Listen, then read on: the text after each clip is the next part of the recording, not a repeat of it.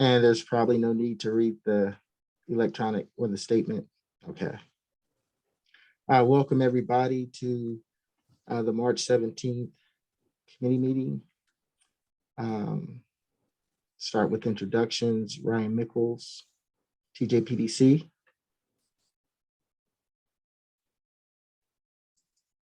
Brennan Duncan, City of Charlottesville Traffic Engineer.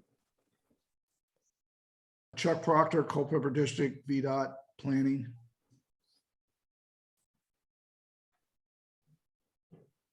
Jessica Hirsch-Ballering, Amarillo County Transportation Planner. Lucinda Shannon, Thomas Jefferson Planning District Commission.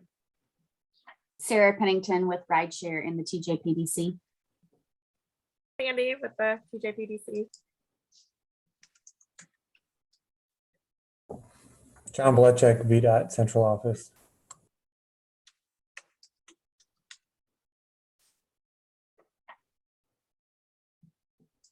That just leaves me. I'm Peter Krebs from the Piedmont Environmental Council, technically a member of the public. Thank you. Welcome to everyone. First on the agenda, or second, is smart scale applications. I'll just briefly start. So I received your email, Jessica, about the 5 projects. Let's pull it up.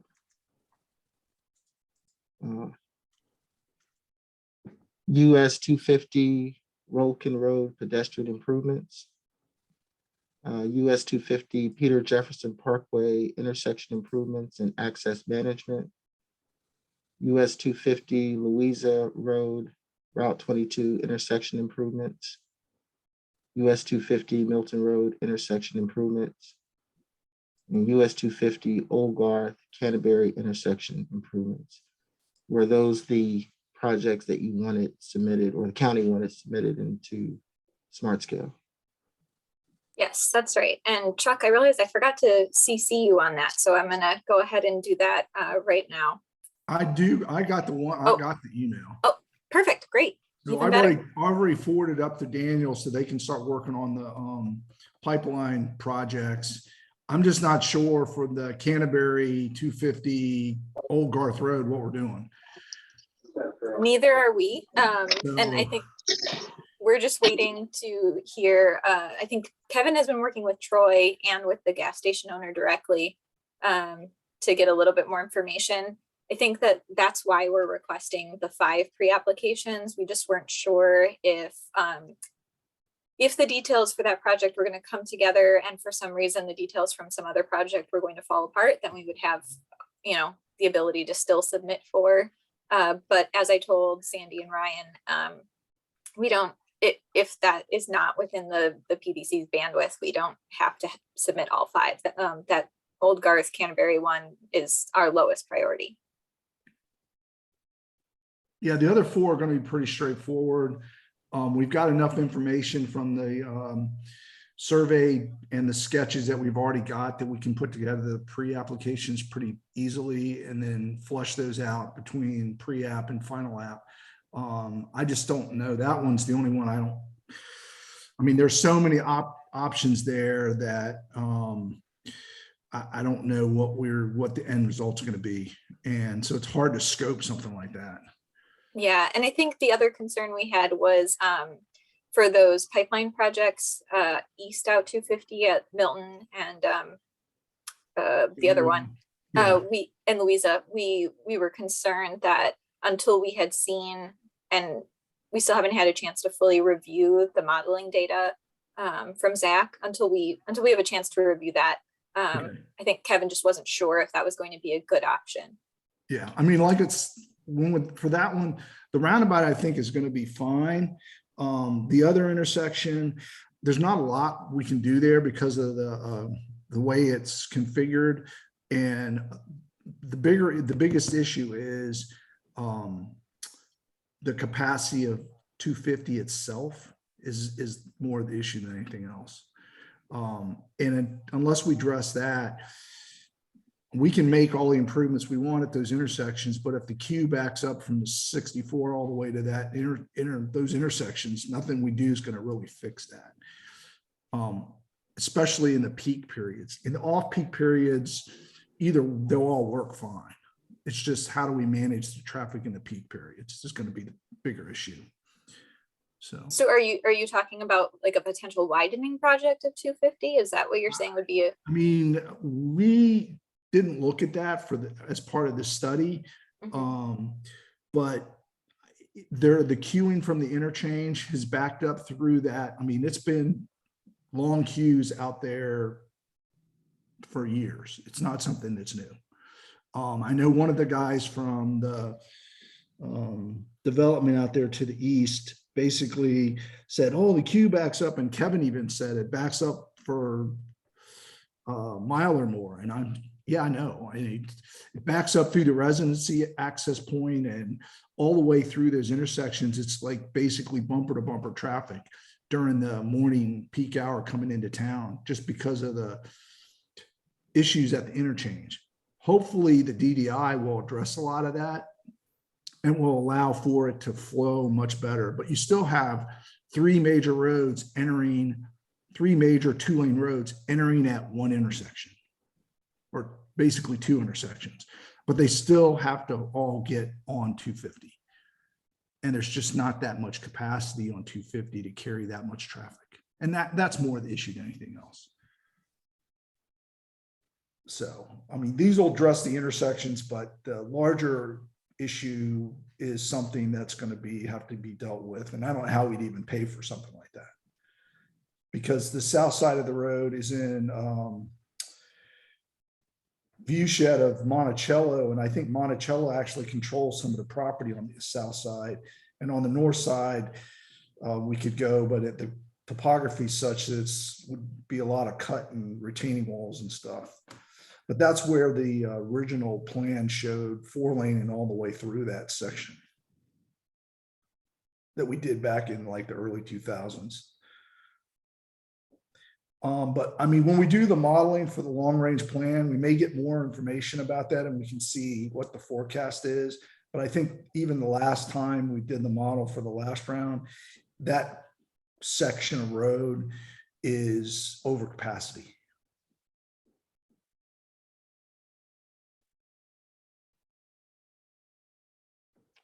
Okay.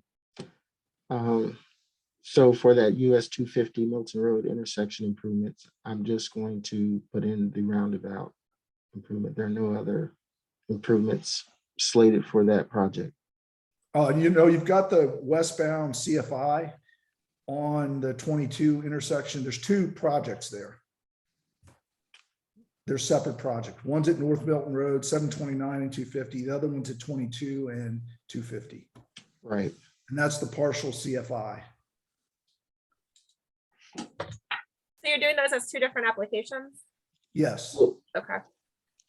And then you've got two applications for Pantops, one at Rolkin, which is basically the sidewalk along 250, south side of 250 between Rolkin and State Farm, and the crosswalks at Rolkin.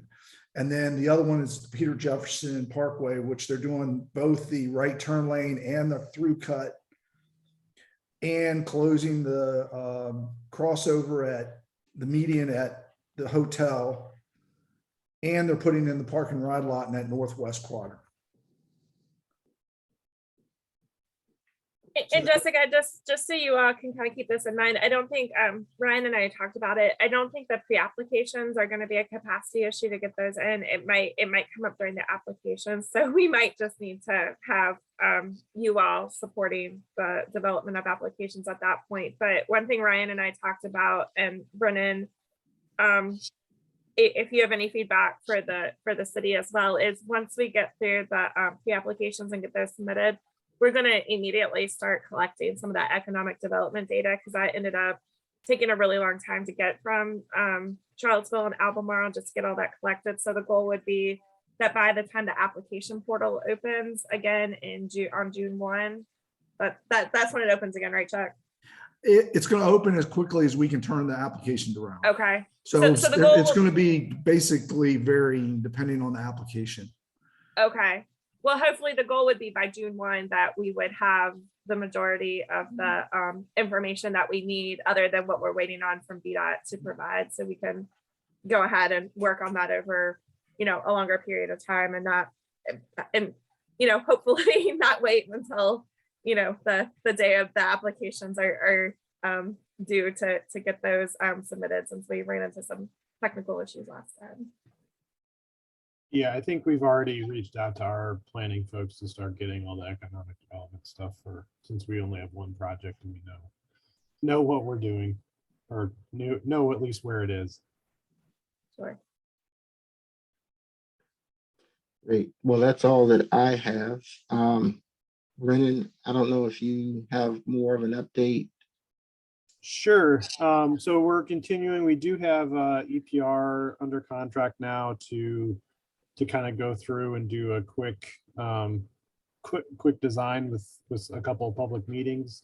The first public meeting, I believe, is going to be Monday, the 25th of April, to kind of go through both the previous study with the public. We're hopefully getting some updated traffic counts, go through the updated crash records and that kind of stuff, and just kind of talk again with the public about what some potential options are there, and try and get feedback from them as to which route we need to go with our concepts. And then hopefully by May, so another month, we would have kind of a preferred design ready to go.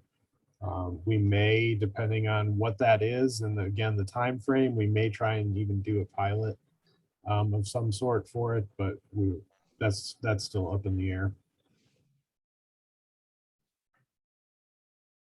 Thank you, Brendan. Hey, Brennan. Yeah. So for the pre-application, are you gonna put in the whole corridor? Because we're gonna need put in a scope. I mean, you could probably put the concept from the study in there that was done previously. Yeah. And a tentative cost estimate. I mean, we're doing that for some of our pipeline studies across the state. So that are long corridors, they're going to put in the whole corridor and then reduce it. Yeah, that's the plan. Is we'll do it from Harris to Cherry, and put in the plan and the estimate from the previous study. Based on the estimates though of that, I'm guessing that we'll probably have to shorten it and like stop at Bailey about halfway, just so that we still have a competitive application. So this will more than likely get split into 2 different applications this time, and then 2 years from now. Okay, I just wanted to check and see how you guys are going to handle it. Yeah, that's our intention. And make sure that we did it, because I mean, we're doing that on a few, like I said, applications at pre-app. For the schedule, you can just use the same schedules that you used for the applications from last year, or from last round of Smart Scale, because the starting time frame is still August of 2025, I think, is as soon as you can start. Okay. But we just generally use the template for that, and that should be fine.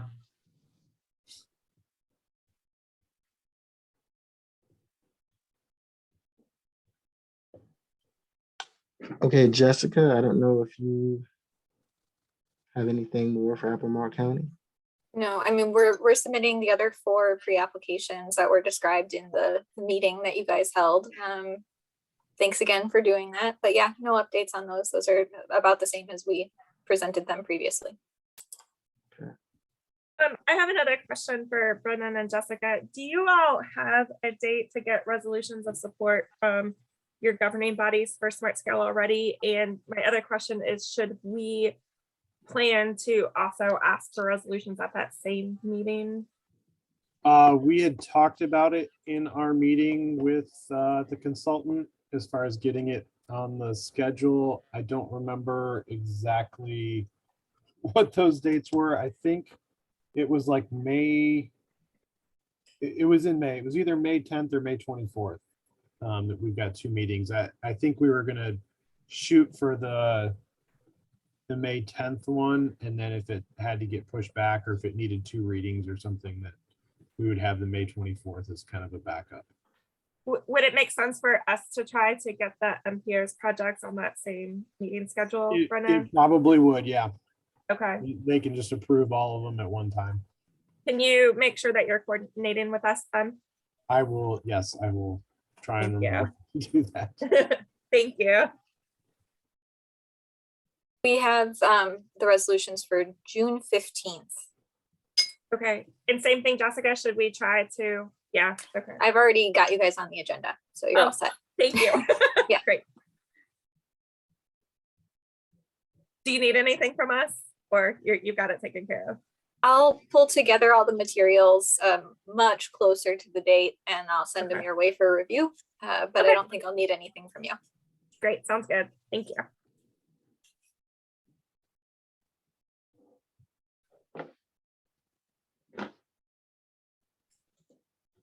Okay, so if there is nothing else with Smart Scale, I will transition over to OneMap. Share my screen.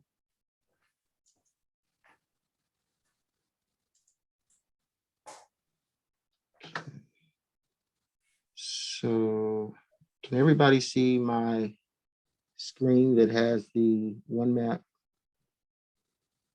shapefiles? Yep. Okay.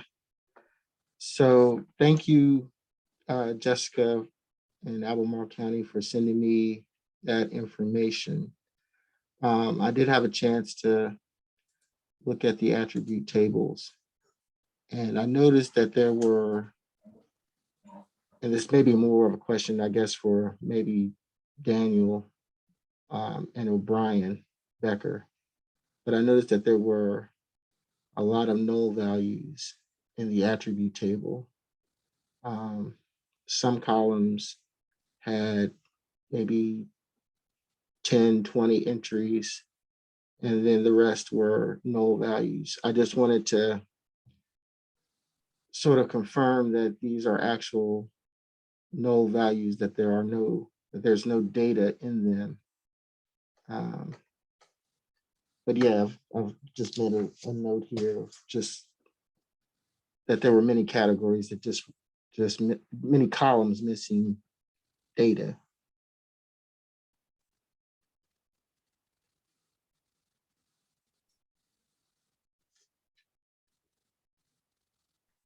And yeah, like I said, Jessica, this is not really a question for you, but more for Dan, I guess. You can let me know, but I didn't know if you were familiar with this project to that level of detail or not. I am not, but I don't actually know if Dan is the right person to talk to anymore. It would really be Brian, the guy who shared this info. Yeah. Okay. Yeah, and then I'm sorry, Sandy, go ahead. No, I was gonna say, I don't know that all the information that is being shown was necessarily intended to be part of what was being like evaluated as part of this project anyway. So I think that might be one question too, is whether or not it was intended that this project would comprehensively inventory all of those things, or if that was just a placeholder to put in information if it was available. Okay. Yeah, because then I guess my follow-up would be, do we really need these fields?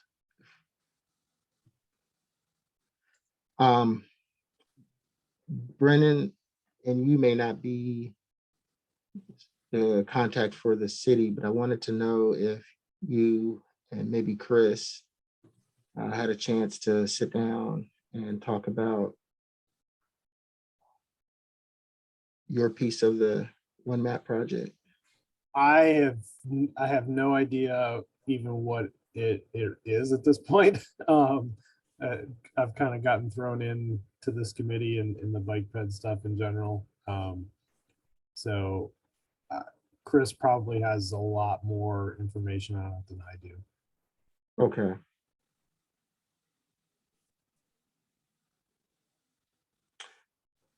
Just wanted to see with the committee, is there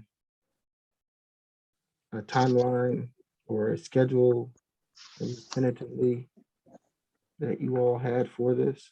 Oh, I see Michael has a question. Yeah, I'm still interested in one of the basic questions is the end result of what we're trying to do here. I mean, I think when it was first sort of conceptualized, it was the idea of getting the county UVA and the city to put all of their bike ped facilities, and moreover, where they hope to put trails or sidewalks on a single map so that they could, mostly for planning purposes.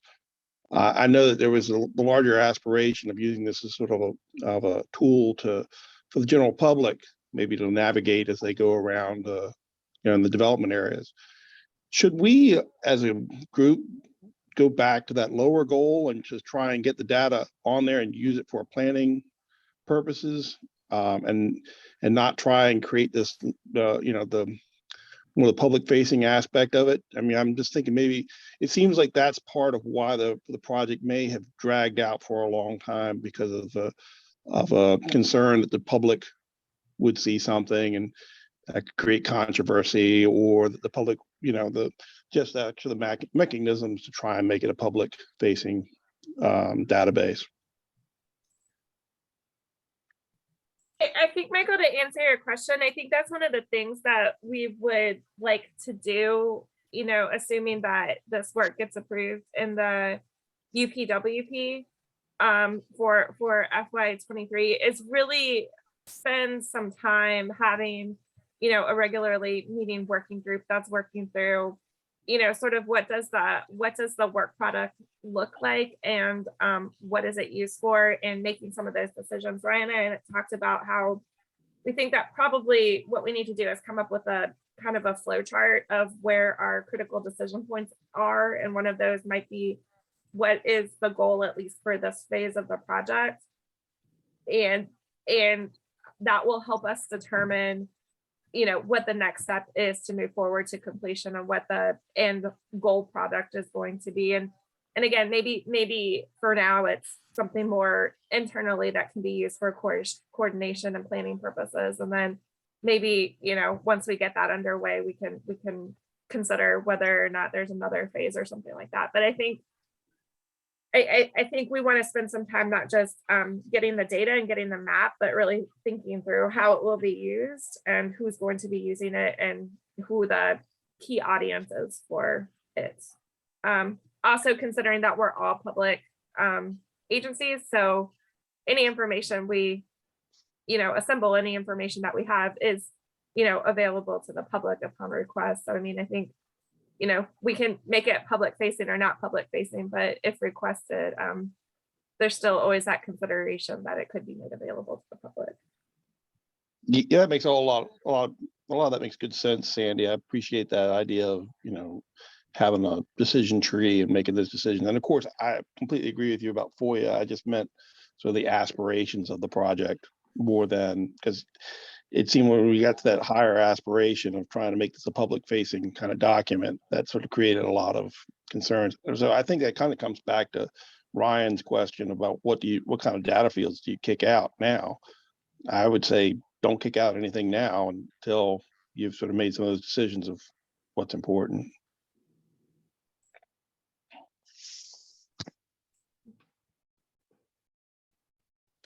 And so I will get with Chris Ginzik and find out where the status of that is for the city. And for now, I will leave in all of the attribute columns. So perhaps at your next meeting, there will be some type of flow chart just to sort of navigate us through this. And maybe at that time, we'll have some sort of schedule or tentative schedule for that completion. Hey, Ryan, one last thing. You may want to talk with Amanda. I know she's not working with the city now, but I bet she'd give you 15, 20 minutes of her time. She's over DPR, and she probably could give you a little bit of better sense of where the city end up leaving the project. Okay.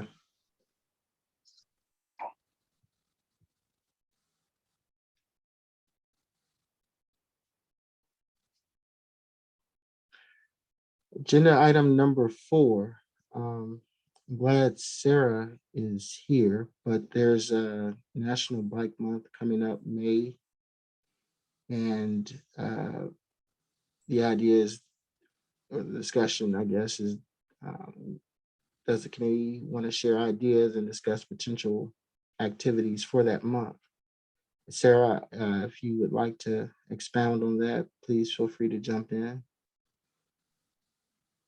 I know that DRPT has released that they will be celebrating Bike Month, and since they are our granting agency, we wanted to make sure that if any local organizations, city, county, were doing any particular Bike Month activities, and there was a way that rideshare could partner or help, we wanted to just kind of float that out there that we would love to do that, even if it's just as simple as getting the word out for any activities. But that's kind of all the information that I have for rideshare part of it.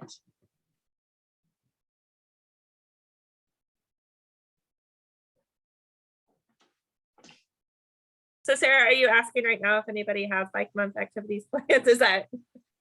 I mean, maybe a little early for particular plans, but if folks had any thoughts of stuff that they may do, or as these plans may develop over time, just kind of keep us in the know.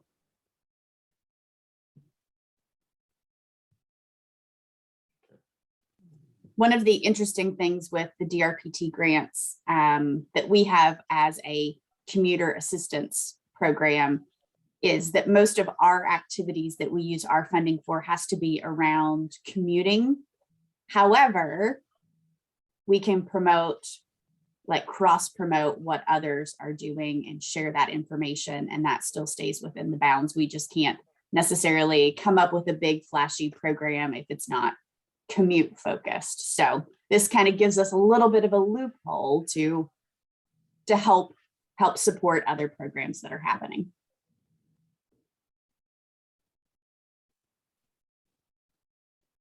Sarah, it might also be helpful if you talk about how like we benefit from partnering with other organizations, like what metrics we're trying to collect and how that benefits the overall rideshare program. Certainly. As some of you may know, we have a app and rewards program that is part of rideshare, and anyone who signs up and joins and then logs their trips, whether that is transit, carpool, biking, teleworking even, as each of those trips are logged, they continue to earn points that they can then cash in for rewards, which can vary from monthly giveaways of gift cards that are $25 to $100 to local coupons and buy one, get one free certificates. There's a whole myriad of different things. And then that is through an outside company that the state contracts with. And so the majority of the commuter assistance programs are part of this, with the exception of Northern Virginia. And so DRPT is able to look at all of those numbers in the Agile Mile database for both people who have registered and trips that have been logged. And that goes to help support and justify the commuter assistance programs, since we are, where that is particularly housed. So obviously, the more we can get people participating in the app and rewards program, the better and clearer picture we have of how folks are choosing to get around in this region and the transportation options that they are choosing, which then can help us make decisions moving forward in how we program, going into the future. If one particular area seems to draw a lot more attention and we can show that through those numbers, we can also kind of focus our programming around that and use that as justification through the state as well. And, you know, bike commutes do also count for guaranteed ride home. So, you know, because if you get sick, you might not be able to bike home. I mean, that is a reasonable thing. So there are a lot of ways that you know, the programs kind of cross each other, and the more that we can support and get folks to take advantage of the benefits, the better for everyone, for the commuters and for us and the program.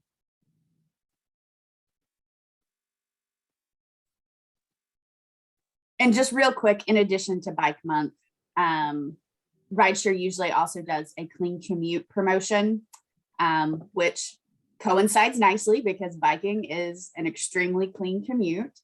So we're working on programming for that as well. And there will certainly be a biking element so that those folks can be involved in that particular initiative as well.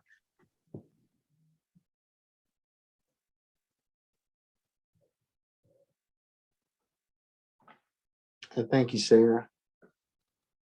So I guess the committee will, if you have any ideas, float them to either myself or Sarah. Okay, so number 5 on the agenda, return to in-person committee meetings. I'm sure you all have heard by now that there's a possibility in the near future, 1 month, 2 months, 6 months down the road, that we will return to in-person meetings or possibly some hybrid form of that. This is just really to let you all know that the PDC will be sort of making decisions as the city of Charlottesville goes. I don't know if anybody else has any more information they'd like to share regarding that. I would just say, because this is not an officially designated committee, we probably have more leeway. So we might have to have some conversations about what the preference is and if we want to enforce that across the board, or whether we want to allow opportunities for continued remote meetings for things that are technically not required to meet in person. But just out of curiosity, do you all have a preference between meeting in person versus remote meetings? Or, you know, maybe providing a hybrid option for, you know, our VDOT folks that aren't locally established?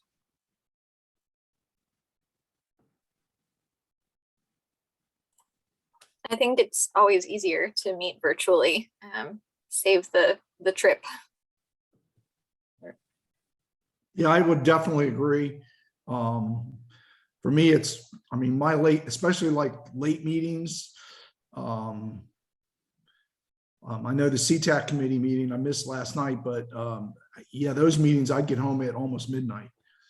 So meeting virtually is definitely an advantage for me to participate in a lot of meetings, and because it's an hour traveling each way to get to the offices, your offices, for meetings during the week even. So that's basically time I'm losing in being able to do other functions.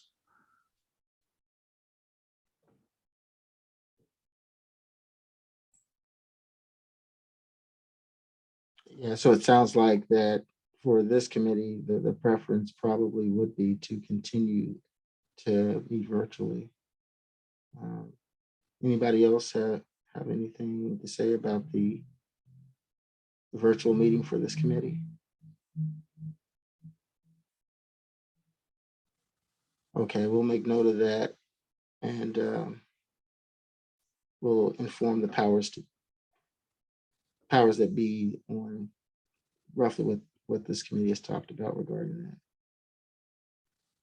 Agenda item number 6, roundtable updates and public comments. Anybody want to go first? City, county, VDOT? I'm happy to share. So we just got official confirmation yesterday that the county is going to be applying for a RAISE grant for planning funds to plan, to do like a feasibility study for a 3-notch trail between the Blue Ridge Tunnel to Crozet to City of Charlottesville. We're going to be reaching out to Nelson County and Charlottesville like today or tomorrow to see how we can collaborate on that project. But we're really excited. It's a quick turnaround. Raise grants are due mid-April, so that is going to be a big thing that Kevin and I are working on in addition to Smart Scale for the next couple of weeks.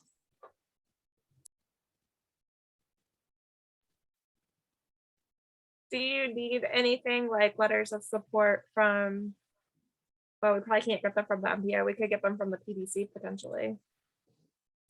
Yeah, I think any letters of support would be great. They do not have to be attached to the application. They can be sent directly to the Department of Transportation, and I can get you that that information for where to send it. Okay. Hey, Jessica, do you also want to talk about your, what is it, your, the transit art project that you all are doing? I think that's kind of an interesting related topic. Oh, yeah, so there is this Sense of Place program. You're talking about like the transit stops that have art attached. Yeah. Yes. Yep. Yeah. So, the program is called Sense of Place. It was spearheaded by Supervisor McKeel. The idea is that the county lacks a lot of infrastructure at our transit stops right now. So we've been working directly with Charlottesville Area Transit to try to get shelters and benches in place. And in doing that, they're putting in a slightly larger concrete pad. And then that extra portion of concrete pad is going to be used to showcase art from local artists. We are having the first shelter go up in Stonefield. I think it's on District Avenue there. And hopefully we'll be having a second one go up at Northside Library.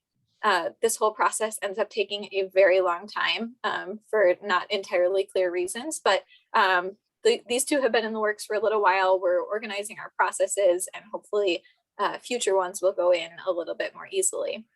So we'll have those shelters up. Everything will be ready to use from like a transit user perspective. The art is going to take a little bit longer to get that all sorted out, but eventually you'll see new shelters, new art at these two locations, and hopefully in up to like 8 more in the county.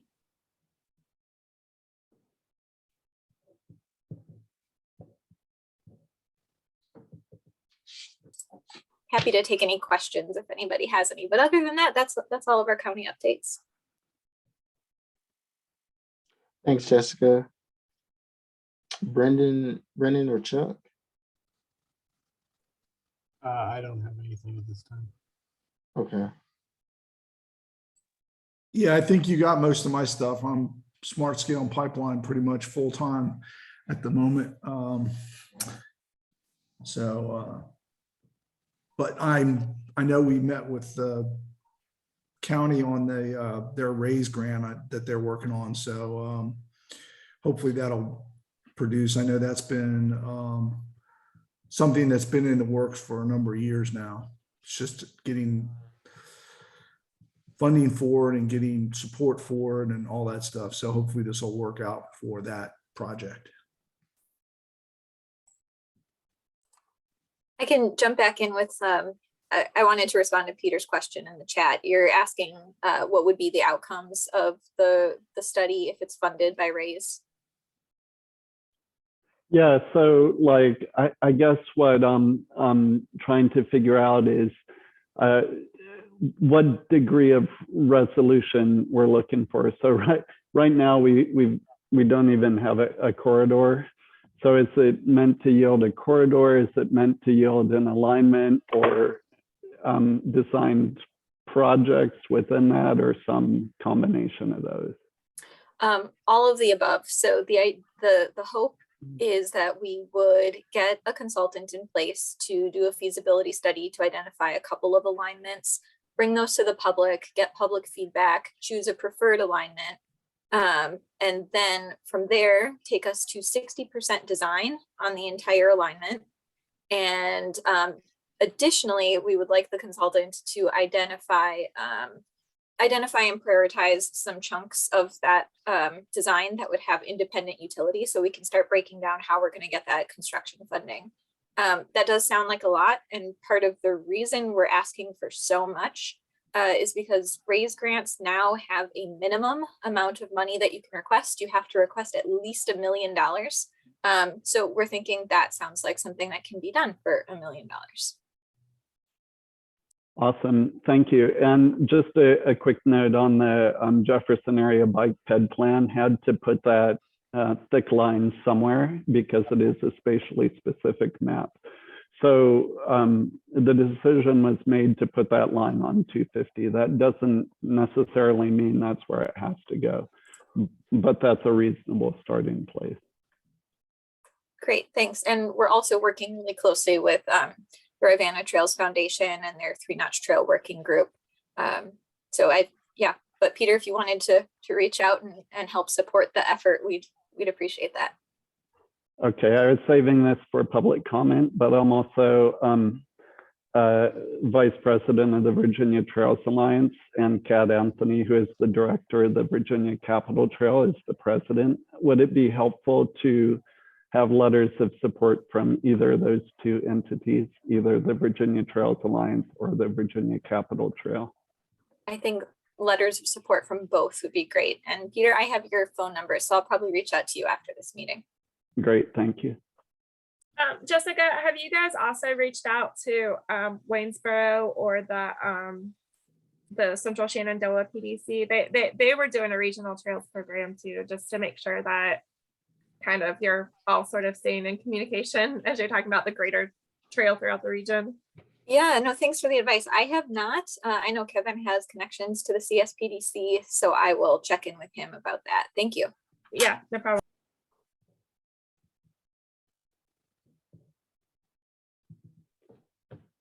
Also, just as a FYI, is Champ Burnley, who's he was a major force in the I forget what it's called, the capital area PDC, whatever Richmond PDC is, and he's also very focused on this from a Waynesboro, Stanton Valley side.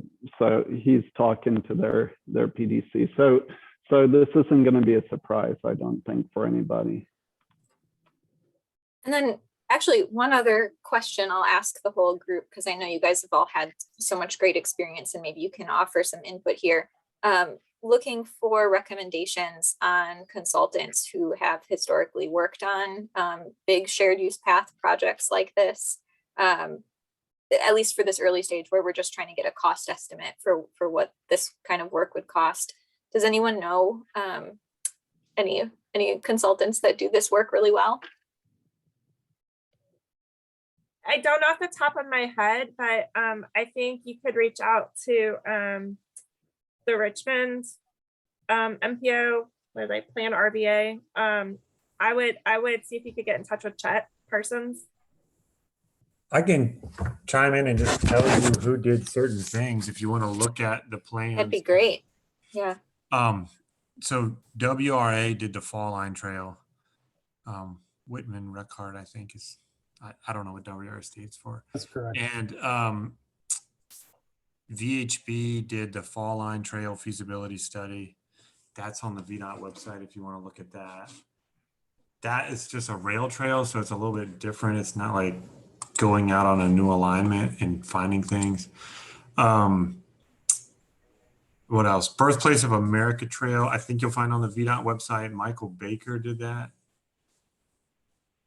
I'm trying to think of what others I can tell you about.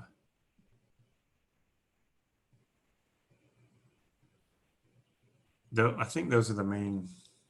I believe Kimley Horn and Clark Nexon have both done some trails in the area.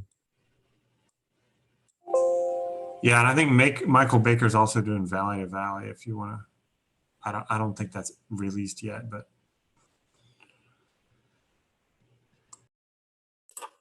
Great, thank you for the recommendations. Just to be clear, those aren't recommendations. I'm just telling you who did various studies. Do you want to make any recommendations for ones that you're particularly pleased with, or? I'll refrain from saying anything. I mean, I will just question, those sound like consulting firms that are already on contract with VDOT. Those are not necessarily the names I was expecting. I was initially thinking of like, more ostensibly bike focused consulting firms like Tool or Alta. Is there a reason you haven't seen those kinds of consultant firms used for these kinds of projects in Virginia? That's right, Jessica. I mean, every one of those, most of those came through central office. The fall line was done through Richmond District. And yeah, I'm pretty sure every single one of those was an on-call consultant. And it's correct. I mean, Tool is one of our on-calls as a sub to Kimley Horn, but yeah, that is pretty much why. I mean, we just used the on-call consulting that had the remaining amount of budget for most of those, or had an office nearby where the work was done, stuff like that. And this is Chris with the city. Sorry, I'm late. I'm triple booked on meetings.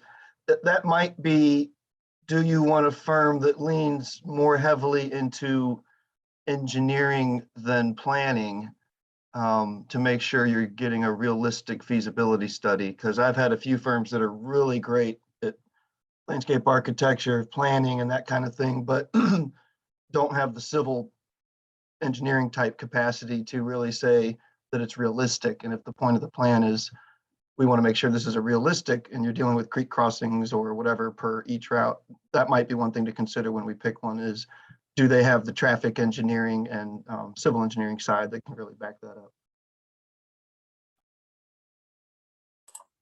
Great, thank you.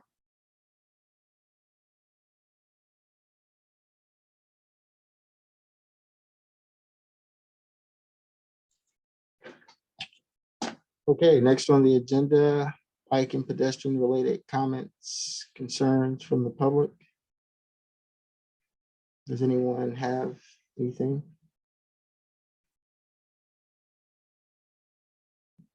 Yes, Mr. Peter. Thank you. And I appreciate being called Mr. Peter. It reminds me of when I'm at the elementary school. They call me that there too.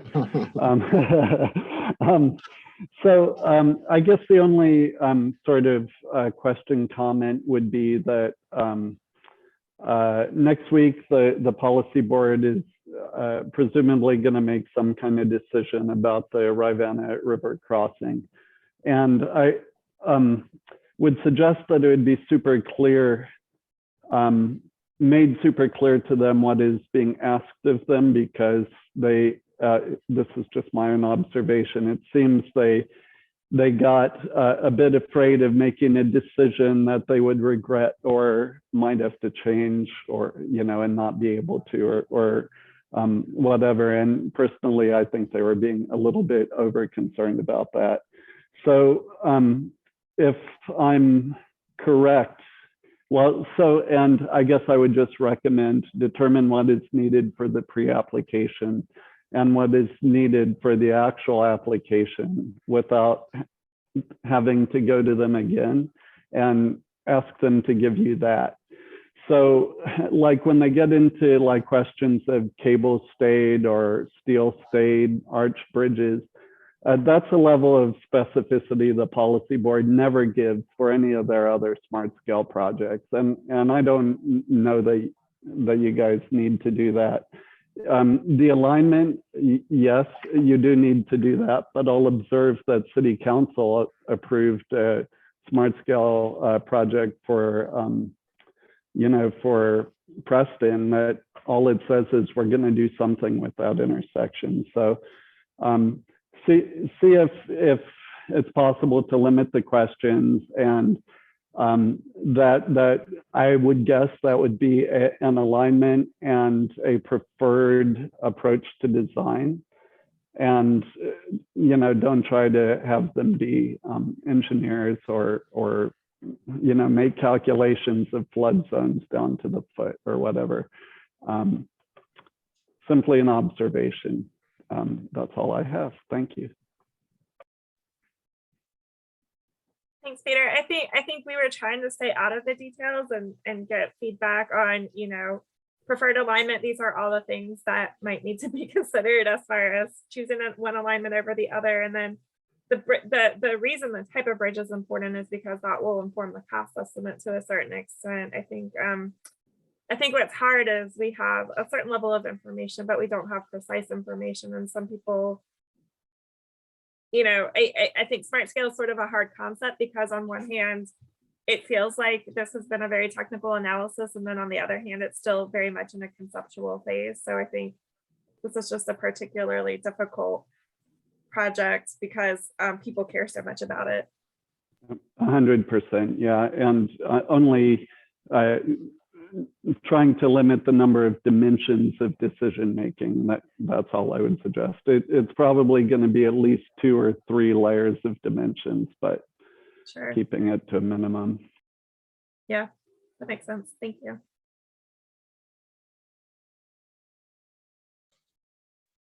Yeah, I'll chime in. I agree, Peter.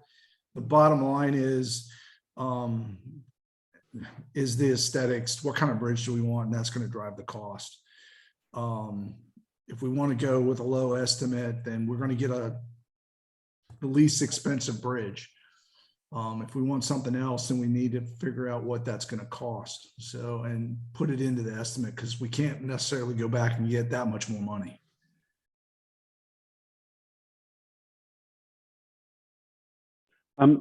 Just as a sort of follow-up, imagining they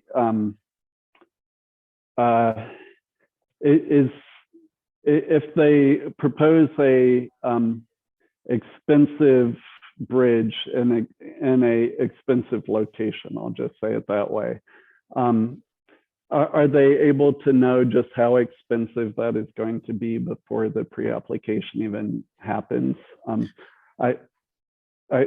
I guess like maybe could it be a 2-step where they pick an alignment and they get a more detailed cost estimate for a couple of designs? Well, I'll have to see how much time we have to look at varying. I mean, the alignment is the critical thing. And then we might be able to look at a couple of different bottom to top, like a range for the cost for the bridge. But I don't know if we're necessarily going to know the exact details. But if once we get the alignment and because because the number of piers are going to determine what the some of what the hydraulics determination might be, because that's going to increase the risk for those options. If we go with like the southern location with one pier in the middle of the river, the risk is not as high for the hydraulics because there's more known about, we're not going to have as much impact to the floodplain than we probably will at Chesapeake. That makes sense. Yeah, it totally makes sense. I guess the origin of it is that this is implicating cost combinations that VHB didn't foresee. Well, I mean, we tried to give some options so people could decide on what they wanted to do, and then once we decided, we can hone in on a preferred scenario. It's just a matter of we need some decisions on location and the type of bridge before we can really finalize what we want to do. And I mean, we could have priced it out as just a conventional truss bridge and given them one cost estimate for each location, and that would have been it. But then they would have been asked for, well, what if we get this kind of bridge or that kind of bridge? So that's why we gave them an option, because those are going to be more expensive, but and that'll be factored into the cost. But I want to make sure we're going to have a cost estimate that we're not automatically going to go over once we start looking at the design of the project either. So.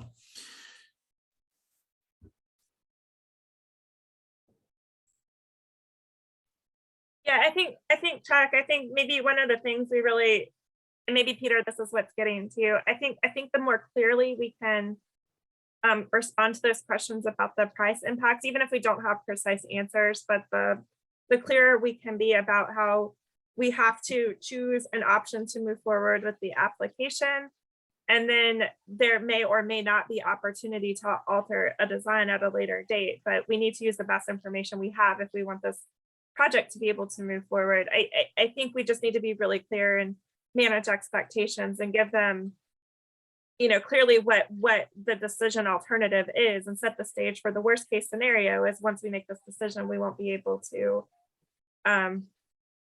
you know, alter it, but we might be able to. We just can't guarantee that. I think we just need to have a really straightforward, simple, clear answer to that kind of question. Is that kind of where you're going, Peter?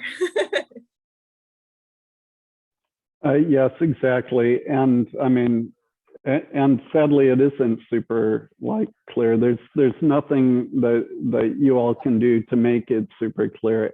Not even talking about escalations and the other things that we've already forewarned them about.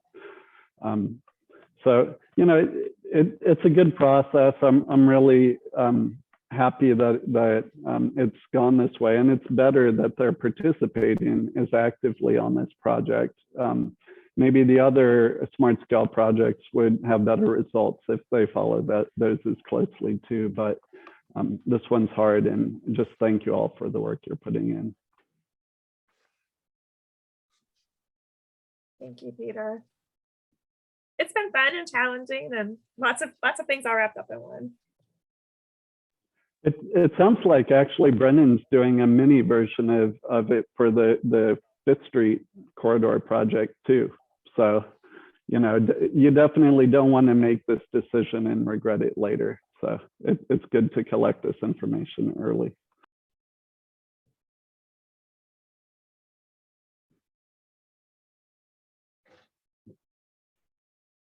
Okay, if no one has anything further, that will conclude our meeting for this month. Thank you all for coming, and we'll see you next month. Thanks, Ryan. Thank you, everyone. Thank you.